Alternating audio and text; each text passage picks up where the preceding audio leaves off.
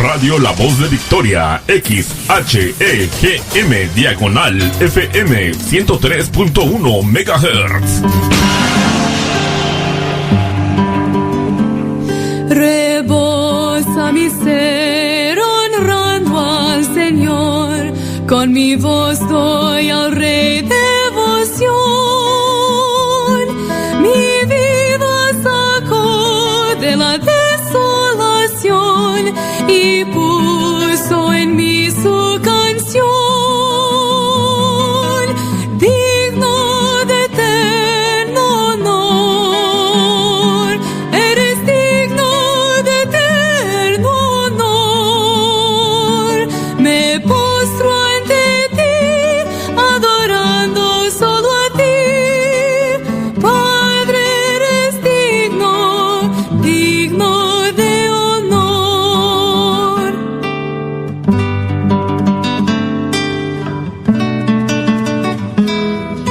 Mi voz. Ok, hermanos, Dios los bendiga. Y bueno, ya estamos enlazados vía telefónica hasta Caracas, Venezuela. Una radio escucha, Pastor Páez, vio la publicación y muy emocionada preguntaba, ¿está el Pastor Víctor Páez en México? No, el Pastor Víctor Páez ahorita está en Caracas, pero gracias a la tecnología, ¿verdad? Y a su disposición del Pastor, podemos tenerlo en vivo cada jueves de 8 a 9 de la mañana. Y bueno, usted sí ha venido aquí a nuestro país, ¿verdad, Pastor? Ya he ido varias veces, ¿sí? Oh, qué bendición, Pastor. Espero la próxima vez que venga poder invitarlo aquí a Monterrey a que esté con nosotros. Y bueno, sería un privilegio, Pastor, que estuviera con nosotros y compartiera lo que Dios ha hecho, ¿verdad?, a través de su siervo allá en Venezuela. Y Pastor, cuéntenos cómo le ha ido esta semana en el ministerio. Ay, espectacular. Están pasando tantas cosas por aquí, cosas buenas, bendiciones del Señor, que yo compartía con Grado, le decía, tenemos demasiado que hacer y una sola vida para lograrlo. Ojalá el Señor pudiera cambiar el día y darnos 36 horas y no solamente 24.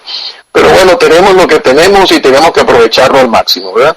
Y administrarnos lo mejor posible. Pero el Señor está obrando de maneras tremendas en la vida de gente, a través de nuestro ministerio, a través de nuestros misioneros, y eso nos llena de alegría. No tenemos tiempo para aburrirnos, ni tenemos tiempo para deprimirnos. Estamos viendo al Señor hacer cosas maravillosas, y bueno, solo el cristiano puede ver esas cosas y gozarse y poner todos los problemas de este mundo a un lado, y entender que tenemos una visión espiritual, una visión eterna, y que no podemos dejarnos distraer por las cosas que pasan a nuestro alrededor. Así es, Pastor, qué tremendo. Y yo me gozo, hemos estado orando, tenemos una petición de oración que a su tiempo haremos pública, pero estamos orando por la obra de Dios allá en Venezuela y que continúe adelante. Y Pastor, pues la gente ya está lista para escuchar la enseñanza de esta mañana. Esta mañana, ¿cuál será el tema del que nos va a compartir? Bueno, hoy voy a hablarles de la apostolitis. Eso es lo que es ahora hay apóstoles por todas partes. Es cierto, es cierto. Vamos a hablar un poco de esa apostolitis, vamos a hablar de la apostolitis. Wow. Y de cómo el Señor trata y habla de este asunto en su palabra. Excelente, Pastor, el tiempo es suyo, adelante, le escuchamos. Gracias, hermano Martínez. Y bueno, hermanos, buenos amigos, buenos días. Hoy voy a continuar mi serie de mensajes sobre el libro de la Biblia llamado Los Hechos de los Apóstoles. Estamos avanzando lentamente, casi versículo por versículo en el estudio de este libro. Pero no es algo que queramos evitar. Cada uno de los mensajes que esta serie tiene el propósito de presentar es el mensaje de la verdad, y busca despejar el error cuando sea necesario. Y el estudio de este libro abre muchas oportunidades para hacerlo. Pero comencemos ese mensaje con una breve oración, así que los invito a orar conmigo. Dios, te damos gracias por tu infinita misericordia, por la salvación que disfrutamos en Cristo Jesús. Te amamos y queremos agradarte. Habla a nuestros corazones este día. Haznos tiernos, humildes y sencillos ante tu palabra. Y te lo pedimos en el nombre de Cristo Jesús. Amén. Bien, comencemos entonces leyendo la narrativa después de las últimas palabras del Señor Jesucristo antes de su ascensión.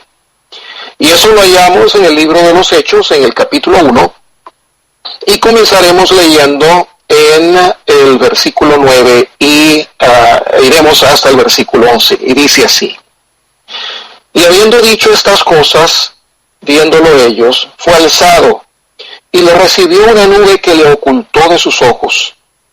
Y estando ellos con los ojos puestos en el cielo, entre tanto que él se iba, he aquí se pusieron junto a ellos 2 varones con vestiduras blancas, los cuales también les dijeron: Varones Galileos, ¿por qué estáis mirando al cielo? Este mismo Jesús, que ha sido tomado de vosotros al cielo, así vendrá como le habéis visto ir al cielo.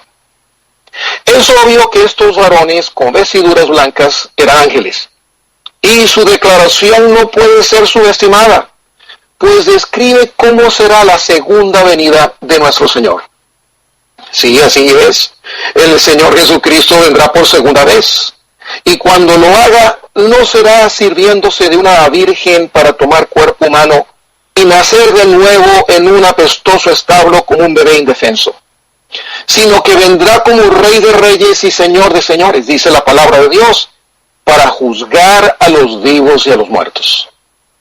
En realidad, la segunda venida de Cristo consiste de 2 eventos separados por un periodo de tiempo de 7 años conocido como la Gran Tribulación. En la primera etapa de su venida, el Señor vendrá a buscar a los cristianos. A esto lo conocemos como el arrebatamiento o el rapto de la iglesia. Leamos cómo Dios describe ese evento en otro pasaje de la Biblia. Como siempre les he venido diciendo, vemos esta revelación aquí, pero vamos a las epístolas a ver más contenido doctrinal, y el apóstol Pablo, inspirado por el Espíritu Santo, nos dice en 1 de Tesalonicenses lo siguiente: porque el Señor mismo, con voz de mando, con voz de arcángel y con trompeta de Dios, descenderá del cielo, y los muertos en Cristo resucitarán primero. Luego nosotros, los que vivimos, los que hayamos quedado, seremos arrebatados juntamente con ellos en las nubes para recibir al Señor en el aire, y así estaremos siempre con el Señor.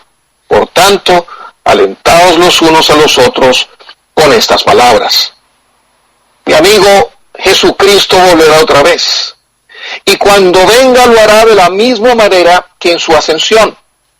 En el libro de los Hechos se nos narra que en su ascensión al Señor Jesucristo le recibió una nube que lo ocultó de los ojos atónitos de los discípulos. Aquí en la epístola a los Tesalonicenses, Dios nos confirma que cuando Él venga por segunda vez, los muertos en Cristo, esto es, los creyentes ya fallecidos, resucitarán primero.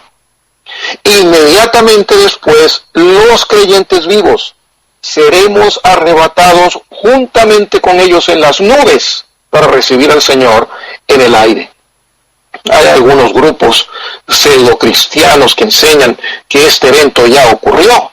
El asunto es que ninguno de estos eventos descritos en la Biblia ha ocurrido todavía, por lo tanto su doctrina es falsa. Como explicación, ellos argumentan que este fue un evento invisible ocurrido en el ámbito espiritual y por lo tanto no perceptible al ojo humano. Bueno, yo prefiero creer lo que la Biblia dice, que habrá resurrección de los creyentes muertos y arrebatamiento de los creyentes vivos. Y créame, mi querido amigo, que esto no podrá ser escondido del ojo humano. Es seguro que Satanás se las ingeniará para engañar a la humanidad, enmascarando lo que habrá ocurrido, pero la humanidad sabrá que algo ocurrió. Después de esa primera etapa de la venida del Señor, vendrá un periodo de 7 años como la humanidad jamás ha visto. y que en el libro de Apocalipsis se describe como la gran tribulación. En una próxima serie de mensajes espero poderles hablar en detalle de esto. Ahora, al final de ese periodo de 7 años, después de la resurrección y arrebatamiento de los creyentes, el Señor Jesucristo ejecutará la segunda etapa y parte final de su segunda venida. Leamos cómo será en Apocalipsis capítulo 1, versículo 7 en su primera parte, que dice: y he aquí que viene con las nubes y todo ojo le verá. No hay duda alguna entonces de que en el arrebatamiento los creyentes verán al Señor Jesucristo en las nubes en su encuentro con Él en el aire. Y no hay la menor duda que 7 años después el Señor vendrá en las nubes y que todo ojo le verá. El relato de los ángeles cuando el Señor Jesús ascendió a los cielos es veraz y armoniza perfectamente con el contexto del resto de las Escrituras. El Señor vendrá por segunda vez como los discípulos debieron ir al cielo. Él vendrá en las nubes. Continuamos entonces en nuestra lectura del libro de los Hechos en los versículos 21 al 26 del capítulo 1, que dice lo siguiente: es necesario, pues, que de estos hombres que han estado junto con nosotros todo el tiempo que el Señor Jesús entraba y salía entre nosotros, comenzando desde el bautismo de Juan hasta el día en que de entre nosotros fue recibido arriba, uno se ha hecho testigo con nosotros de su resurrección. Y señalaron a dos, a José, llamado Barsabás, que tenía por sobrenombre Justo, y a Matías. Y orando dijeron: tú, Señor, que conoces los corazones de todos, muestra cuál de estos dos has escogido, para que tome la parte de este ministerio de apostolado, de que cayó Judas por transgresión para irse a su propio lugar. Y les echaron suertes, y la suerte cayó sobre Matías, y fue contado con los 11 apóstoles. Bien, ese es el relato de cómo los apóstoles procedieron para sustituir a Judas, el hombre que traicionó al Señor Jesús y luego murió. Varias cosas se hacen notar en este relato. La primera es que los apóstoles establecieron requisitos muy particulares para que alguien pudiera sustituir a Judas como apóstol. Primero, ellos dijeron que debía ser alguien que había estado junto a los apóstoles y el Señor Jesús, desde el principio de su ministerio terrenal hasta su ascensión a los cielos. En realidad, con esto solo querían asegurarse que quedara seleccionado un discípulo de entre los más antiguos. Lo que sí queda claro es que un requisito fundamental para ser candidato a cubrir la vacante de apóstol que dejó Judas era ser testigo de su resurrección. Sin embargo, hubo un aspecto común en la selección de todos los apóstoles del Señor y que no se mencionó, y es que cada uno de ellos fue escogido personalmente por el Señor Jesús. Es por ello que los apóstoles, orando al Señor, dijeron: tú, Señor, que conoce los corazones de todos, muestra cuál de estos dos has escogido. ¿Y sabe qué? Hay algo más que pocos notan en esta oración, y es que los apóstoles no parecen anticipar que el Señor se les aparecería de nuevo en persona para arreglar tan importante asunto. Es como si después de su ascensión ellos ya asumieran, o al menos sospecharan, que no le verían con sus ojos de nuevo. ¿Con cuántos he hablado que, sintiéndose muy importantes, dicen haber visto o haber sido visitados, no una, sino varias veces, haber sido visitados varias veces por el Señor Jesús? Solo hago esa nota comparativa entre la actitud de los apóstoles del Señor y estos fabuladores de oficio de nuestros días. Ahora, Es muy probable que sabiendo el Señor mismo, el Señor en carne, que sabiendo el Señor mismo en carne los había escogido a todos ellos, decidieran entonces echar suerte, porque no se atrevían a tomar una decisión que el Señor Jesús siempre había tomado. Pensándolo bien, debieron haber aprovechado cuando tuvieron al Señor por 40 días después de su resurrección. Yo estoy seguro que hablaron de cosas muy importantes, pero esta parece que la pasaron por alto. Ellos nos enseñan que los apóstoles no eran perfectos, sino seres humanos comunes y corrientes como tú y como yo.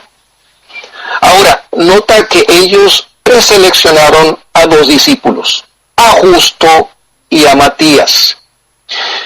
Y de ellos, echando suerte, quedó Matías. Solo uno. ¿Pero por qué solo uno? ¿Qué les costaba poner a los 2? Si no, pregúntele a los que hoy por todas partes se autoproclaman apóstoles y profetas. Para ellos no hay límite al número de apóstoles. Esta falsa creencia es una plaga que anda recorriendo el mundo evangélico de nuestros días. Yo lo llamo apostolitis. ¿Usted no se ha dado cuenta que ahora les ha dado por ponerle el adjetivo apostólico o profético a casi todo? Son las palabras mágicas del evangelicalismo moderno. Y con ellas pretenden legitimar las más disparatadas creencias y prácticas del momento. Ahora, usted tiene que entender de dónde viene esta nueva moda, porque el evangelicalismo moderno tiene sus ciclos. Yo los llamo modas, y ellos a cada moda la llaman nueva revelación. Porque es que la gente se les aburre cuando el show se les enfría, y necesitan algo nuevo que los emocione y los distraiga, y la audiencia no deje de producirles ganancia. No sea que se pongan a leer la Biblia y descubran la verdad. No sea que escuchen a algún buen fundamentalista ganador de almas que les predique el Evangelio, descubran que Jesús es el Salvador y sean salvos. Pueden haber hoy apóstoles y profetas en ejercicio en las iglesias del Señor. Esto es, apóstoles con la misma autoridad de los originales y que reciben nueva revelación de Dios. Déjeme hacer una pregunta más específica. ¿Puede la iglesia del Señor confiar en revelaciones extrabíblicas? Es decir, que no están en la Biblia. ¿Pueden estas supuestas revelaciones ser genuinas y verdaderas revelaciones de Dios? Estas son preguntas importantes, mi querido amigo. Y solo haré referencia hoy a un versículo en 2 de Timoteo capítulo 3 y versículo 16. Toda la escritura es inspirada por Dios y útil para enseñar, para redarguir, para corregir, para instruir en justicia, a fin de que el hombre de Dios sea perfecto, enteramente preparado para toda buena obra. Aquí la Biblia está hablando de sí misma y dice que ella es inspirada por Dios. Ella es útil para enseñar, para redarguir, para corregir y para instruir en justicia. Ella tiene el propósito de perfeccionar al creyente y prepararlo enteramente para el servicio de Dios. ¿Usted me puede decir qué más revelación necesita usted de Dios después de tener toda la que necesita para ser perfeccionado y ser enteramente preparado? Esa es una pregunta retórica. No espera que usted se devane los sesos buscando la respuesta, porque la respuesta es obvia. No necesitamos ninguna revelación adicional. La Biblia es toda la revelación que necesitamos. Déjeme hacer la pregunta entonces de otra manera. ¿Para qué habría Dios de darnos nueva revelación si la que ya ha dado cumple todo propósito en el creyente? El asunto es que esta respuesta no satisface la obsesión de los adeptos a estos cultos por lo nuevo y lo oculto. Ellos quieren se les revele lo que ocurrirá en su futuro inmediato, si les irá bien en el trabajo, si tendrán algún accidente, si harán dinero o si conseguirán el amor de su vida.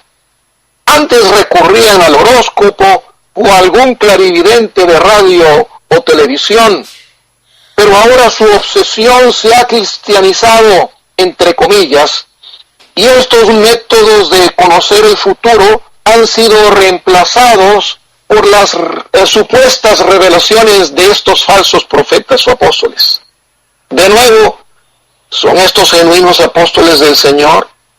¿O se limitó el apostolado solo a los 12 hombres que están mencionados en la Biblia? Para saberlo, regresemos al relato del libro de los Hechos. Allí vemos que para los apóstoles originales, ellos debían ser 12 y solamente 12. El libro de Apocalipsis parece confirmar esto, porque los 12 cimientos de la Gran Jerusalén llevarán los nombres de los 12 apóstoles. Y si quiere estar seguro, lea conmigo. Allá en Apocalipsis capítulo 21 y versículo 14 dice lo siguiente: y el muro de la ciudad tenía 12 cimientos, y sobre ellos los 12 nombres de los 12 apóstoles del Cordero. Curioso, los 12 apóstoles del Cordero. El Señor Jesucristo es el Cordero de Dios que quita el pecado del mundo. Los 12 apóstoles del Cordero son entonces los 12 apóstoles originales del Señor Jesús. Escuche bien, mi querido amigo, al final de los tiempos, cuando todo haya acabado, no importa cuántos en este mundo se hayan considerado o llamado a sí mismos apóstoles de Jesucristo o apóstoles del Cordero. Para el Señor siempre habrán existido solamente 12 apóstoles, los demás habrán sido solo farsantes. Ahora, ¿qué del apóstol Pablo? Si él fue un legítimo apóstol, entonces no hubieron 12, sino 13, ¿verdad? Y si hubo 13, entonces pudieron haber 13,000 o 300,000 de ellos hasta nuestros días. Veamos qué dice el mismo apóstol Pablo, hablando de su incuestionable llamado como apóstol a los gentiles. Veámoslo en 1 Corintios, capítulo 15, versículos 7, en su segunda parte, al 9, donde dice: y apareció a Jacobo, después a todos los apóstoles, y al último, note bien, y al último de todos, como a un abortivo, me apareció a mí. Porque yo soy el más pequeño de los apóstoles, que no soy digno de ser llamado apóstol, porque perseguí a la iglesia de Dios. El Cristo resucitado le apareció al apóstol Pablo en camino a Damasco. Eso se encuentra relatado en el mismo libro de los Hechos, lo veremos más tarde en el capítulo 9. 3 cosas son notables de esta declaración del apóstol Pablo. Primero, que el último a quien el Señor Jesús apareció después de su resurrección fue al apóstol Pablo. Hay muchos por allí clamando haber visto en aparición al Señor Jesucristo. Ello, a lo menos digamos que es muy improbable de acuerdo a este versículo. Segundo, Pablo se cataloga como un abortivo, o al menos, de nuevo, así está en nuestra versión Reina Valera 1960. La palabra abortivo puede prestarse a confusión. La versión en inglés del Rey Santiago, como se le conoce en inglés, la versión King James, no dice abortivo, sino alguien nacido fuera de tiempo. Los abortivos son definitivamente nacidos fuera de tiempo. Las dos Biblias dicen lo mismo, pero más precisamente antes de tiempo. Pero se nos olvida que aquellos a quienes se les ha pasado la fecha de parto también son nacidos fuera de tiempo. El apóstol Pablo parece estar diciendo, bueno, nací espiritualmente fuera de tiempo, nací después del resto de los apóstoles y después de la muerte y ascensión del Señor Jesús. Pero aún así, el Cristo crucificado se apareció de último a mí y me llamó al apostolado. Y con ello Pablo cumplía con los mismos requisitos básicos para ser un apóstol. Primero tuvo un encuentro personal con el Cristo resucitado, lo cual lo hacía testigo de su resurrección. Y segundo, fue llamado al apostolado por el mismo Señor Jesucristo. Y para que no haya duda de qué tipo de apóstol Pablo era, leamos los versículos 10 y 11 de 1 de Corintios capítulo 15. Repito, 1 de Corintios 15, versículos 10 y 11. Que dice así: pero por la gracia de Dios soy lo que soy, y su gracia no ha sido en vano para conmigo. Antes he trabajado más que todos ellos, hablando de los otros apóstoles, pero no yo, sino la gracia de Dios conmigo. Porque o sea yo o sean ellos, de nuevo hablando de los otros apóstoles, así predicamos y así habéis creído. Pablo se está igualando aquí al resto de los apóstoles del Señor, y no era presunción, era la verdad, era la realidad.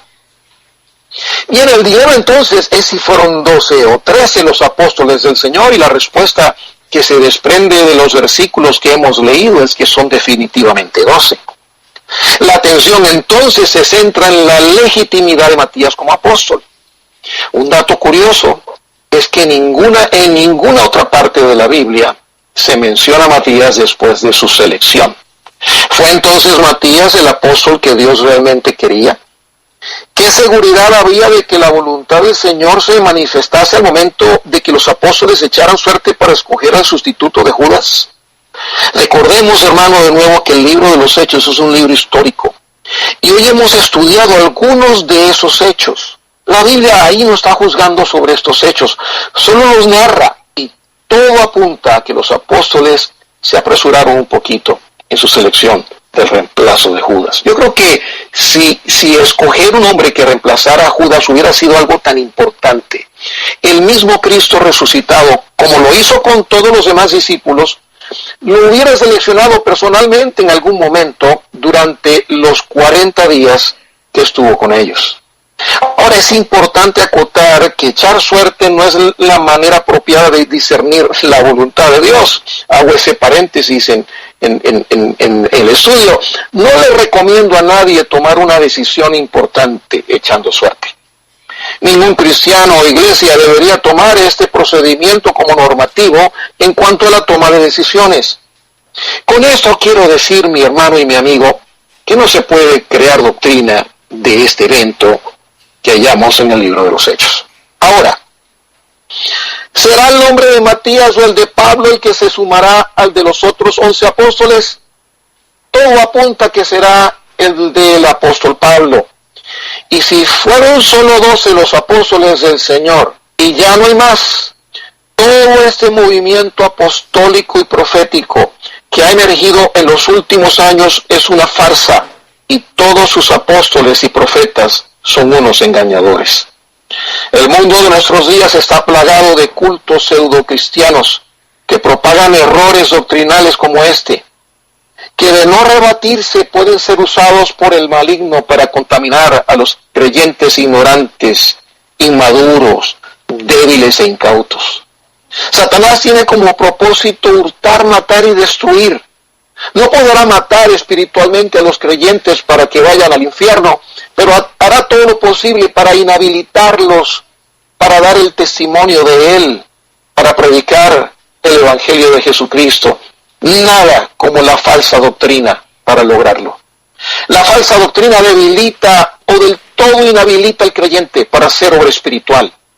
Esa obra espiritual debe estar centrada en dos cosas, mi querido amigo. La primera es la predicación del Evangelio para salvación de los pecadores, y la segunda es la edificación espiritual de esos creyentes.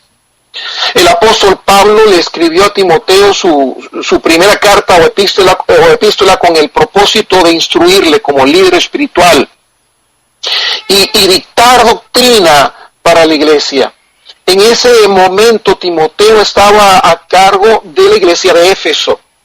Veamos lo que Dios a través del apóstol Pablo le dijo a Timoteo y también a todos nosotros. En el capítulo 3 de 1 de Timoteo, versículos 14 y 15, donde el Señor dice lo siguiente: esto te escribo, aunque tengo la esperanza de ir pronto a verte, para que si tardo, sepas cómo debes conducirte en la casa de Dios, que es la iglesia del Dios viviente, columna y baluarte de la verdad. El versículo 15 nos dice algo importantísimo, y es que la iglesia del Dios viviente es columna y baluarte de la verdad. Cuando Dios nos dice que la iglesia es columna, está diciendo que ella sostiene o eleva la verdad. Y cuando dice que la iglesia es baluarte, está diciendo que ella es guarda y defensa de esa verdad. En Juan capítulo 14, versículo 6, el Señor Jesucristo nos dice que Él es la verdad. Luego en Juan capítulo 17, versículo 17, el mismo Señor Jesús, orando a Dios Padre, ruega por sus discípulos diciendo: santifícalos en tu verdad, tu palabra es verdad. En los últimos 50 años de historia cristiana se ha implantado en el mundo evangélico un peligroso relativismo doctrinal que está asentando las bases para la apostasía de los últimos tiempos. Es un mensaje que dice: aunque haya diferencias, yo estoy bien y tú estás bien. Nadie está equivocado, todos estamos en lo correcto.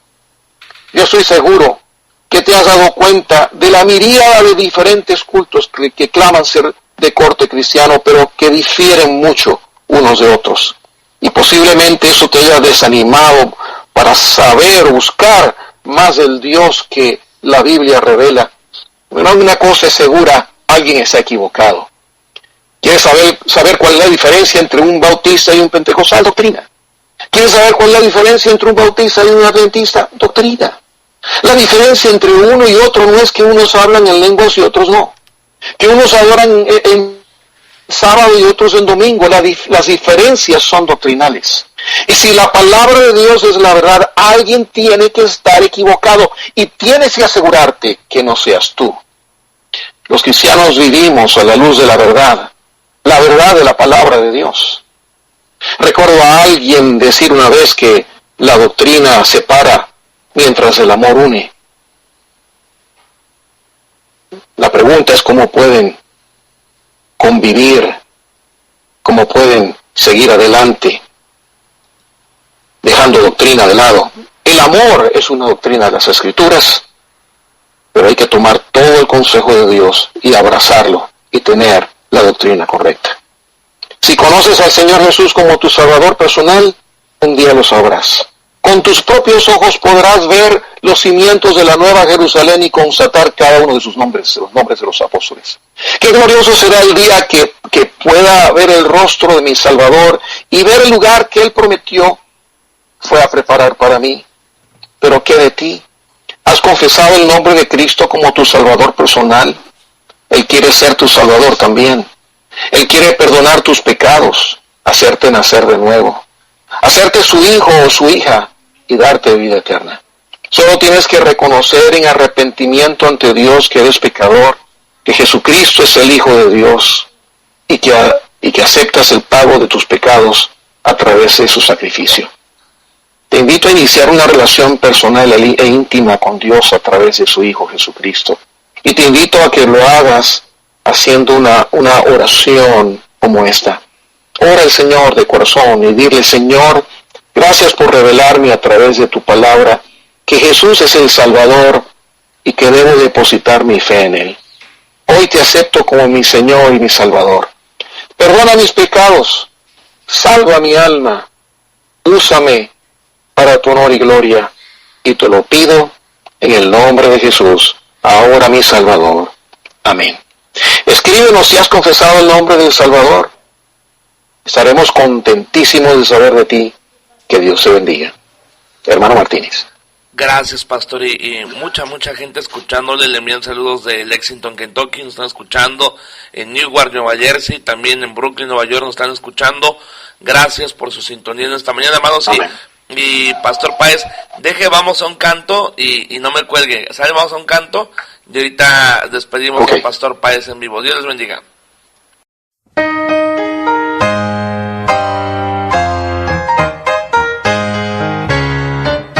Mucho tiempo yo anduve vagando sin luz, andaba en pecado, Cristo me salvó, me hizo ver mis errores, confiado acepté, soy feliz porque ahora me ha perdonado y ya libre soy, Él me libertó, sí sé, Él me libertó, me redimió en la cruz, donde Él murió por mí, aleluya, yo sé, sí sé, Él me libertó, soy feliz porque ahora me ha perdonado y ya libre soy, como un ave que vuela fuera de prisión, como un errabundo que vuelve a su hogar, como un ciego caminar de la mano de Dios, soy feliz porque ahora me ha perdonado y ya libre soy, Él me libertó, sí sé, Él me libertó, me redimió en la cruz, donde Él murió por mí, aleluya, yo sé, sí sé, Él me libertó, soy feliz porque ahora me ha perdonado y ya libre soy, soy feliz porque ahora Él me salvó, Él me ha perdonado, me rescató, soy feliz porque ahora me ha perdonado. Vamos a entrar para despedir. Ok, hermanos, buenos días. Pues ya vamos a entrar para darle gracias al pastor Víctor Páez. La verdad que tremenda enseñanza, mucha gente enviando saludos. Y pastor, no sé si tenga un saludito que mandar antes de despedir su participación. Bueno, hermano, mire, es un placer y qué honor para mí. Realmente me siento, ¿verdad?, tan pequeñito por ese privilegio tan grande de poder compartir palabra de Dios con ustedes y con todos los hermanos que nos escuchan.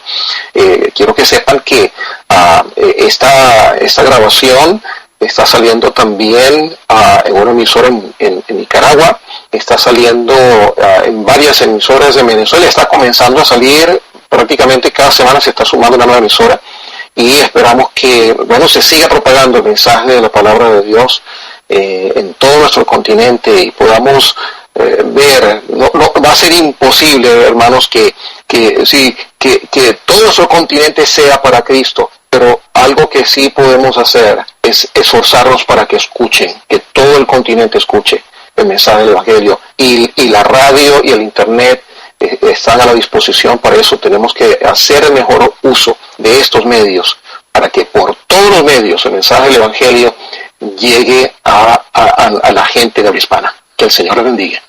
Mil gracias, pastor. Cuídense mucho y seguiremos en contacto. Dios le bendiga. Gracias, mi hermano. Dios le bendiga. Hasta luego. Amén. Y bueno, ya quedamos ahí con el pastor Víctor Páez. Una gran bendición, la verdad, esta mañana el tema. Si usted no alcanzó a escuchar el tema, bueno, el tema de hoy fue la apostolitis. La apostolitis, tremendo tema, hermanos. La verdad que ahorita, en unos 20 minutos, ya vamos a subir esta predicación. Y más de ratito vamos a subir la del pastor Armendáriz y del pastor Roberto y del hermano Jorge Armendáriz. Hermanos, falta un mes para la campaña evangelística El Regalo Eterno. Si usted no ha escuchado lo que se va a tratar, trata de lo siguiente. El Regalo Eterno, hermanos, es una campaña que queremos hacer abajo de un puente, hermanos, abajo de un puente de vialidad aquí en Monterrey. El puente es el puente Rube. Está ubicado entre Bernardo Reyes y Ruiz Cortines. Y bueno, ¿qué le diré, hermanos? Esperamos más de 1,000 personas. Esperamos más de 1,000 personas. Estamos orando al Señor que haya mucha gente salva ese día. ¿Qué le diré, hermanos? ¿Qué le diré? No estoy nervioso, simplemente pues yo le pido de sus oraciones por 3 motivos. El primero, que Dios guarde la seguridad ahí. Es un barrio peligroso en el que estamos, hermanos. He visto varias cosas que por la radio no puedo contar, pero es peligroso, es un barrio muy fuera de lo común, hermanos, muy fuera de lo común. Créame que he estado en lugares feos, pero este barrio es fuera de lo común, fuera de lo normal, hermanos. Hay mucho pecado, hay mucha cosa terrible, hermanos. Entonces, nada más que ese día que tengamos la campaña, pues que Satanás no tome ventaja, hermanos. Hay que cubrirnos de oración para que no haya ningún pleito, ningún malentendido, que ningún borracho llegue y haga un escándalo, algo, cosas así, hermanos. Entonces, me ha pasado en campañas que he hecho que de repente está la predicación y no falta quien llegue y grite y se pelee y haga algo. Por eso yo les ruego mucho que nos ayuden primeramente a orar, que Dios guarde ahí la seguridad del lugar, porque lo vamos a hacer en la calle, literalmente en la calle, abajo de un puente. Entonces, pues que Dios guarde, hermanos. El segundo motivo de oración es que haya vidas cambiadas, que el evangelio llegue al corazón de las personas y haya vidas cambiadas, gente salva, que se agreguen. Vamos a empezar ya la iglesia, hermanos, oficialmente en enero. Y bueno, que todos sean con voluntad de Dios. Y hermanos, estamos orando, hermanos. Queremos darle a cada niño ahí de la calle una bolsita de dulces, hermanos. Lo conocen como aguinaldo, como bolo. A cada niñito queremos darle una bolsita de dulces. Si usted quiere ser parte de esta bendición, hermanos, de regalarle una bolsita de dulces a un niño, dice, hermano, yo puedo apoyarlo con la compra de 5 bolsitas, de 10 bolsitas, de lo que Dios ponga en su corazón. Créame que ningún apoyo es pequeño, pero si juntamos la suma de pequeños apoyos, lograremos a la meta. Queremos dar 1,000 bolsitas de dulces a cada niño, y al menos queremos dar unas 20 frazadas, 20 cobijas para las personas que viven en la calle, hermanos. Por ejemplo, este sábado, hermanos, fui a invitar a unas personas a la Dulam, y hermanos, se tapan con periódico, hermanos, se tapan con cartón, y eso me puede mucho, hermanos. La verdad es que yo ya he llevado de aquí de mi casa lo que tengo, lo poco que tengo, pero ay Señor, se queda uno pensando como uno a veces es ingrato con Dios, ¿verdad? A veces no valora uno ni la cobija con la que se tapa uno, hermanos, siendo que hay gente que pues se tapa con periódico, hermanos, y me quebranto y dije, ay Señor, pues ojalá y Dios ponga en el corazón de los hermanos que nos escuchan apoyar para regalarle una cobijita, hermanos, que hay mucha gente en la calle, hermanos, que literalmente se mueren de frío.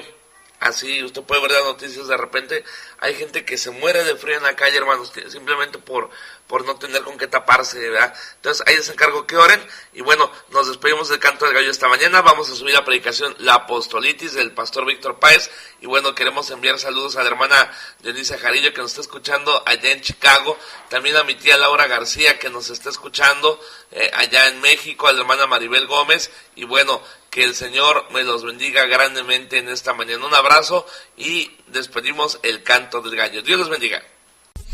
Están escuchando su programa El Canto del Gallo. El Canto del Gallo. Con el evangelista Hugo Martínez.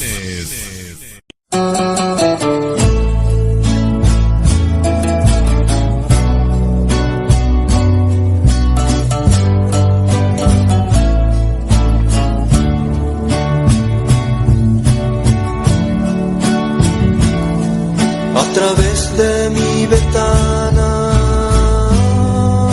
yo vi caer la nieve y la leña preparé para encender la hoguera,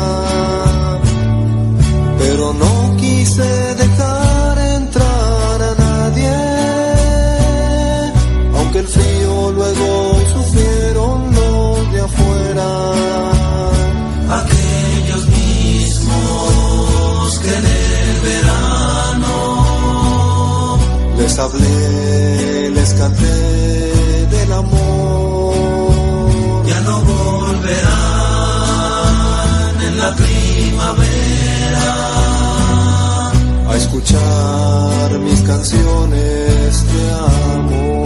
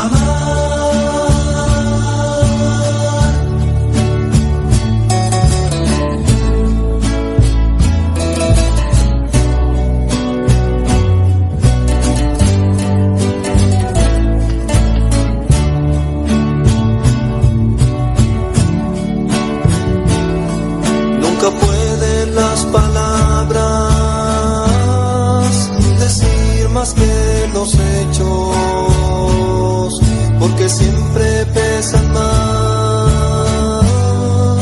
los hechos que los dichos. El hacer y el decir deben unirse. Solo así el mandamiento ha de cumplirse. Ejemplo digno Jesús ha dado, que hasta el fin a los suyos amó.